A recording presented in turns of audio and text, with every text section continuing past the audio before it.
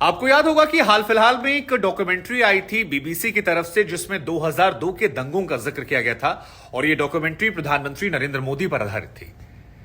इसे शुरुआत में सरकार ने बैन किया, जिसके बाद विपक्ष ने हंगामा किया। लेकिन आज एक बड़ी खबर आई है कि बीबीसी के दिल्ली और मुंबई दफ्तर पर इनकम टैक्स डिपार्टमेंट की तरफ से छापेमारी हुई है। यह छापा जो है इनकम टैक्स ने दिल्ली और मुंबई के दफ्तर पर मारा और सुबह 11 बजे के आसपास छापेमारी होती है, जिसमें बीबीसी में काम करने वाले जितने भी कर्मचारी हैं उनके मोबाइल फोन को जब्त कर लिया जाता है। उनसे कहा जाता है कि आप घर जाइए, मीडिया से आप बातचीत नहीं करेंगे। इसके साथ ही जब हमने कोशिश की समझने की कि छापेमारी का आधार क्या है, तो इनकम टैक्स डिपार्टमेंट की तरफ से कहा गया कि दरअसल ये इनकम टैक्स डिपार्टमेंट का सर्वे है, जहां पर वो कुछ डॉक्यूमेंट्स को वेरीफाई करना चाहते हैं। वो उन डॉक्यूमेंट्स की तफ्तील से जानकारियां लेना चाहते हैं और इस वजह से इनकम टैक्स की टीम पहुंची है और ये एक साथ दिल्ली और मुंबई में दोनों जगह पर छापेमारी हुई है। अब हमने और सरल शब्दों में समझने के लिए समझा कि ये जो कहा जा रहा है कि डॉक्यूमेंटेशन वेरीफाई करना या सर्वे करना, इसके मायने क्या होते हैं। तो बताया गया कि सर्वे जो होता है वो एक टेक्निकल टर्म है जो इनकम टैक्स डिपार्टमेंट छापेमारी के पहले कदम के तौर पर उठाती है। अगर इसे आप रेड कहते हैं तो भी कहना गलत नहीं होगा, यानी इनकम टैक्स डिपार्टमेंट ने बीबीसी के दफ्तर पर रेड मारी है। अब क्योंकि नरेंद्र मोदी से जुड़ा मामला था, सियासी मामला था, डॉक्यूमेंट्री को बैन पहले किया गया था और उसके बाद अब बीबीसी जिसकी तरफ से डॉक्यूमेंट्री बनाई गई थी उसके दफ्तर पे ये छापा पड़ा है, तो जाहिर सी बात थी कि इसको लेकर पॉलिटिकल चर्चाएं जो हैं वो तेज हो जाती हैं और ये चर्चा जो है वो शुरू हो गई है।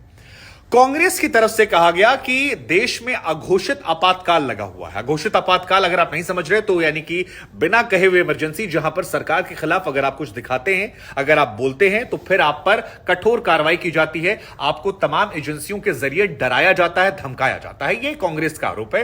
कांग्रेस ने कहा कि वो बीबीसी के साथ खड़े हुए हैं। हालांकि बीबीसी की तरफ से अब तक कोई भी ऑफिशियल स्टैंड जो है वो नहीं क्लियर किया गया है। बीबीसी ने अब तक कोई भी बयान नहीं दिया है, बीबीसी ने अब तक कोई भी बात नहीं रखी है और दिल्ली और मुंबई में उनके जितने भी कर्मचारी हैं उनसे जब मीडिया के तमाम लोग यानी हम जैसे लोग संपर्क करना चाहते हैं तो कोई भी बात उनसे नहीं हो पा रही, क्योंकि उनके फोन उनके पास नहीं है। साथ ही जैसा हमने आपको शुरू में बताया कि उनसे कहा गया है कि अभी आप मीडिया से बात नहीं करेंगे। लेकिन सोर्सेस के हवाले से एक महत्वपूर्ण जानकारी आ रही है, वो ये कि बीबीसी का जो मुख्यालय है लंदन में, वहां से देर शाम या दोपहर के बाद ऑफिशियल एक स्टेटमेंट जो है वो जारी हो सकता है और यह बताया जा सकता है कि उनके पास ऑफिशियल जानकारी क्या है और जो भी जानकारियां वो देंगे उसी को आधार मानकर आगे की बात चलेगी।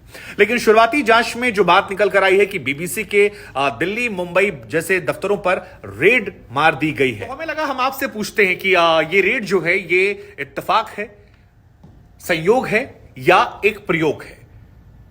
बीबीसी के साथ जो रेड हुई ये सही है या ये गलत है।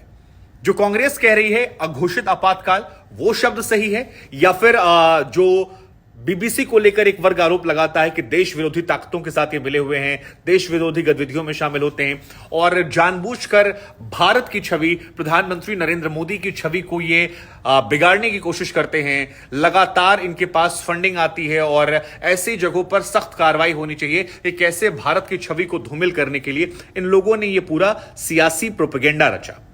हमें लगा हम आपसे समझते हैं, जानते हैं, क्योंकि आपकी सोच बहुत अहमियत रखती है हमारे लिए। आज बीबीसी के यहां पर ये रेड जो है इसको लेकर आपकी सोच क्या है और क्या इसका पॉलिटिकल मायने है या फिर जो इनकम टैक्स डिपार्टमेंट की तरफ से सूत्रों के वाली जानकारियां आ रही हैं कि इनकम टैक्स डिपार्टमेंट सरकार के प्रेशर में काम नहीं करता, वो इंडिपेंडेंटली काम करता रहता है और उसकी एक पुरानी प्रक्रिया होती है जो चलती रहती है। हमने भी इनकम टैक्स डिपार्टमेंट के लोगों से पूछा, उन्होंने इस पर जवाब नहीं दिया। हालांकि इसका दूसरा पहलू यह भी है कि अगर पॉलिटिकल भी होगा तो भी वो ऑफिशियली तो नहीं कह सकते हैं कि हम उस वजह से ऐसा कर रहे हैं। लेकिन बीबीसी की डॉक्यूमेंट्री से क्या इस घटना का कोई लिंक है? क्या आप मानते हैं कि यह संयोग था या एक प्रयोग था? क्या यह सही है, क्या यह गलत है? आपकी सोच क्या है इस सियासत पर?